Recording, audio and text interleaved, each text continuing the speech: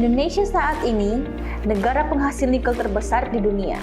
Berdasarkan data Asosiasi Penambang Nikel Indonesia atau APNI, cadangan nikel Indonesia yang terukur sekitar 4,6 miliar ton, dengan perbandingan untuk kadar di atas 1,8% sekitar 900 juta ton.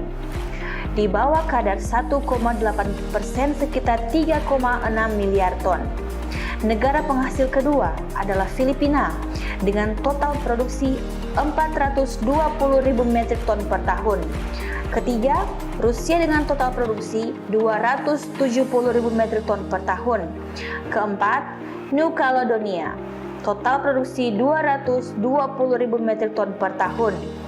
Kemudian kelima, Australia dengan total produksi 180.000 metrik ton per tahun. Keenam, Kanada sebesar 180.000 metrik ton per tahun. Ketujuh, Cina dengan total produksi 110.000 metrik ton per tahun. Kedelapan, Brasil sebesar 67.000 metrik ton per tahun. Kesembilan, Kuba sebesar 51.000 metrik ton per tahun. Dan kesepuluh, Amerika Serikat dengan total produksi 14.000 metrik ton.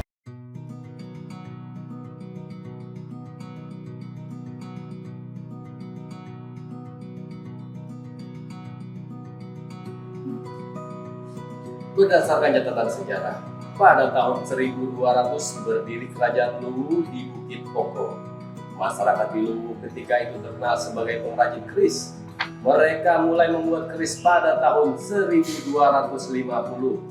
Bahan keris yang merupakan besi Luwu sangat populer karena adanya kandungan nikel yang membuat kualitas besi sangat baik dan kerisnya sangat ringan. Pada tahun 1293 terjadi pernikahan kontrak politik di mana Raja Tiga Luwu menikah dengan Putri Majapahit.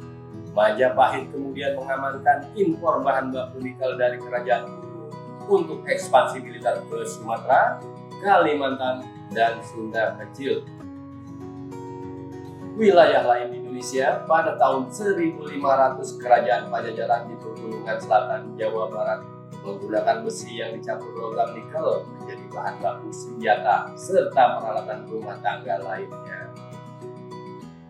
Komoditas nikel dari Indonesia mulai diketahui negara lain seiring Kerajaan Sukadana yang berada di Pulau Karimata, Kalimantan Barat dijadikan pusat ekspor sumber daya alam, termasuk nikel di Semenanjung Malaya pada tahun 1600. Namun, di tahun 1622, Kerajaan Mataram menyerang Kerajaan Sukadana dengan tujuan untuk mengamankan sumber alam besi. Kerajaan Sukadana mencoba melawan Kerajaan Mataram. Pada tahun 1931, Kerajaan Sukadana membuat kongsi perdagangan dengan pemerintah Hindia Belanda. Produksi kerajinan rakyat Kerajaan Sukadana seperti kapak dan parang dikirim ke Belanda. Sementara itu, di daerah Sudbury, Ontario, Kanada, nikel ditemukan. Dalam mineral yang disebutnya nikelit, nikel adalah komponen yang ditemukan banyak dalam meteorit dan menjadi ciri komponen yang membedakan meteorit dari mineral lainnya. Pada tahun 1800 mulai masuk impor besi dari negara China dan ekspor ke Nusantara dengan harga murah. Namun, besi berbahan nikel masih tetap disukai karena kualitasnya lebih bagus. Sejarah pertambangan nikel di Indonesia baru dimulai pada tahun 1901 ketika Krayot yang merupakan seorang berkebangsaan Belanda meneliti biji besi di Pegunungan Forbach, Sulawesi. Pada tahun 1909, E.C.A. Bendanon, ahli geologi berkebangsaan Belanda, menemukan biji nikel di Kecamatan Pomala, Kabupaten Kolaka, Provinsi Sulawesi Tenggara. Penemuan ini dilanjutkan dengan kegiatan eksplorasi pada tahun 1934 oleh Osh Borneo Matsavit atau OBM dan Bonetole Matsavich di Sorowako. Pada tahun 1937, seorang ahli geologi bernama Vlad Elves melakukan studi menggunakan keberadaan nikel laterit. Pada tahun 1938 dilakukan pengiriman 150.000 ton biji nikel menggunakan kapal laut oleh OBN ke Jepang. 30 tahun kemudian, persisnya di tahun 1968, diterbitkan kontrak karya untuk penambangan nikel laterit kepada PT Internasional Nikel Indonesia atau INCO dengan area beberapa bagian dari 3 provinsi di Sulawesi, yaitu Sulawesi Selatan, Sulawesi Tengah, dan Sulawesi Tenggara. Setelah melalui serangkaian kegiatan eksplorasi, studi kelayakan dan konstruksi pada 1978, PT INCO memulai produksi komersial. Saat ini, seluruh saham PT INCO sudah diambil oleh perusahaan pertambangan nikel dari Brasil dan berubah nama menjadi PT Vale Indonesia. Selain itu, perusahaan BUMN yang memiliki lokasi cebakan nikel yang luas, yaitu PT Aneka Tambang Tbk atau ANTAM. Lokasi tambangnya terdapat di Pulau Sulawesi dan Halmahera. Selain menghasilkan bahan mentah berupa biji nikel, perusahaan ini juga melakukan pengolahan yang menghasilkan ferronikel, yaitu suatu paduan logam antara nikel dan besi. Pada tahun 1997, PT Antam masuk pasar modal. Di tahun 2008, menjual ingot ferronikel ke Jerman, Inggris, Belgia, dan Jepang. Dengan ferronikel sekitar 10.000 ton nikel dan sekitar 3 juta wet metric ton biji nikel. Sejak tahun 2013, perusahaan China, Rusia, Jepang, Korea, Prancis, Kanada, Brazil, termasuk Indonesia, mulai membangun industri hidrometalurgi yang mengelola nikel menjadi baterai untuk kebutuhan industri mobil listrik di masa mendatang. Sementara itu, kontrak karya pertambangan nikel telah pula diterbitkan oleh pemerintah untuk PT Gag Nikel di Pulau Gag dan PT Wedabai Nikel di Pulau Halmahera. Setelah memasuki era otonomi daerah yang mengatur perizinan kegiatan pertambangan menjadi kewenangan pemerintah provinsi dan kabupaten, maka banyak sekali diterbitkan izin usaha pertambangan atau IUP nikel, baik izin untuk tahapan eksplorasi maupun izin operasi produksi. Hampir di seluruh Indonesia yang memiliki potensi endapan nikel laterit berada dalam wilayah IUP tersebut. Seiring perjalanan waktu, nikel Indonesia semakin diminati produsen dari luar negeri. Biji nikel diantaranya dapat diolah untuk kebutuhan industri otomotif, arsitektur, dan konstruksi, militer, ruang angkasa, dan kelautan, serta barang-barang elektronik. Pemerintah Indonesia mencoba memaksimalkan potensi nikel di dalam negeri dengan merancang program hilirisasi dengan menerbitkan Undang-Undang Nomor 4 Tahun 2009 tentang pertambangan mineral dan batu bara. Program hilirisasi tersebut diberikan batas waktu 5 tahun hingga 2014.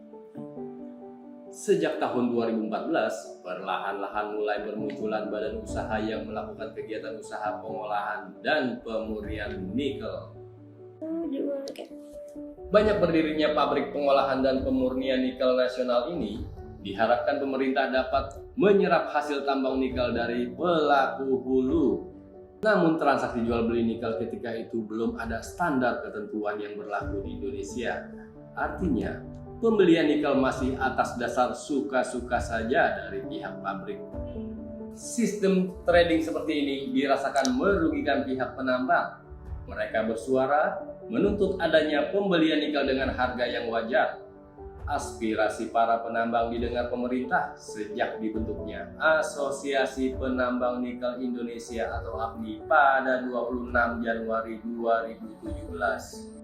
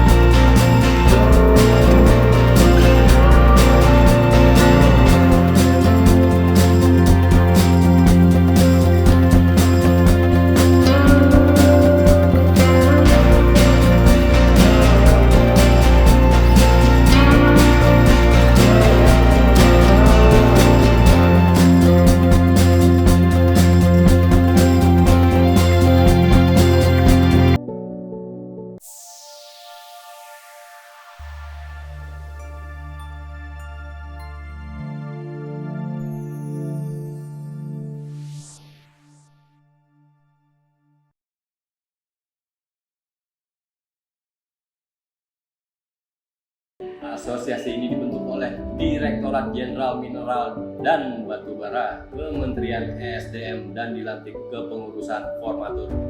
Pendiri oleh Direktur Pembinaan Mineral Bambang Susigit di Gedung C Minerba, Tebet, Jakarta Selatan pada 6 Maret 2017.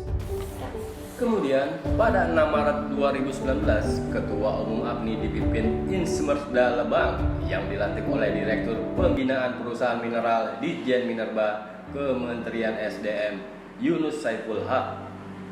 Kepemimpinan Komjen Pol Purnawirawan Insmersda Lebang tidak dapat melanjutkan pengabdiannya di APNI karena menderita sakit hingga meninggal dunia pada 28 Agustus 2021. Hasil perjuangan yang sudah dilakukan APNI selama periode 2017-2021 diantaranya adalah diterbitkannya Peraturan Menteri ESDM Nomor 11 Tahun 2020 tentang perubahan ketiga atas Peraturan Menteri ESDM Nomor 7 Tahun 2017 tentang tata cara penetapan harga patokan penjualan mineral logam dan batu bara pada 14 April 2020.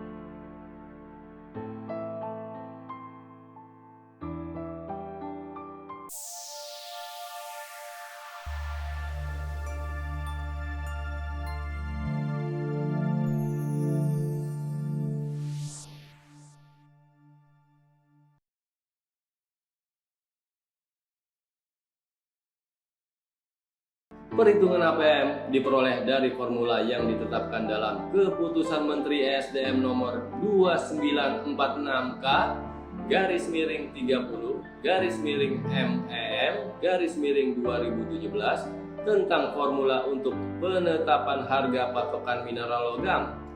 Variabel dalam formula perhitungan HPM diantaranya adalah HMA, korektif faktor, dan MC atau kandungan air. Korektif faktor ditentukan sebagai konstanta di mana setiap kenaikan kadar 0,1%, maka konstanta akan naik sebesar 1%. Sehingga untuk kadar nikel 1,8% ditetapkan konstanta untuk CF-nya sebesar 19%. Sedangkan untuk kadar nikel 1,9% konstantanya menjadi 20%.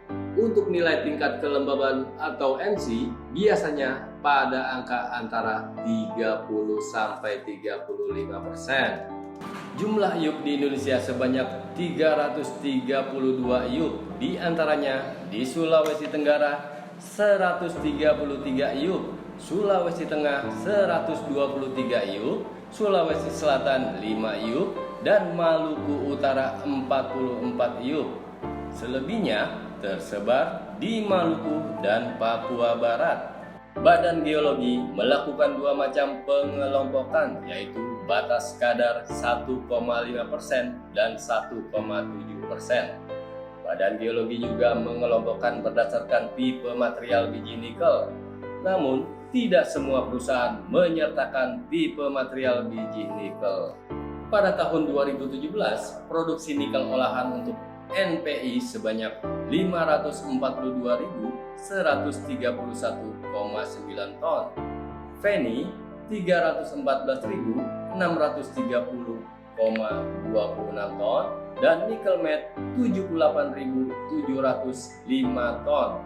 Pada tahun 2018, produksi nikel olahan untuk NPI sebanyak 323.988,79 ton, Feni 570.158,79 ton, dan nikel matte 75.708,25 ton. Pada tahun 2019, produksi nikel olahan untuk NPI sebanyak 781.16 ton. Feni 1.151.740,71 ton, dan nikel matte 72.014,58 ton. Pada tahun 2020, produksi nikel olahan untuk NPI sebanyak 860.484,35 ton, Feni 1.479.970,98 ton, dan nikel matte 91.704,76 ton. Pada tahun 2021, produksi nikel olahan untuk NPI sebanyak 664.746,76 ton, Feni 1.308.186,22 ton, dan nikel matte 72.785,78 ton. Pada tahun 2025, di Indonesia diperkirakan ada 81 badan usaha pengolahan nikel dengan kebutuhan input biji nikel sebanyak 254.937.590 wet metric ton per tahun. Di Indonesia terdapat pabrik pirometalurgi sebanyak 71 pabrik dengan kriteria yang beroperasi 27 pabrik, 27 tahap konstruksi, 17 pabrik tahap perencanaan. Pabrik pirometalurgi didominasi oleh Feni dan NPI yang masih merupakan intermediate product. Sementara pabrik hidrometalurgi yang menggunakan sistem high pressure acid leach atau HPL sebanyak 10 pabrik dengan kriteria yang sudah beroperasi 2 pabrik, tahap konstruksi 5 pabrik, dan tahap perencanaan 3 pabrik.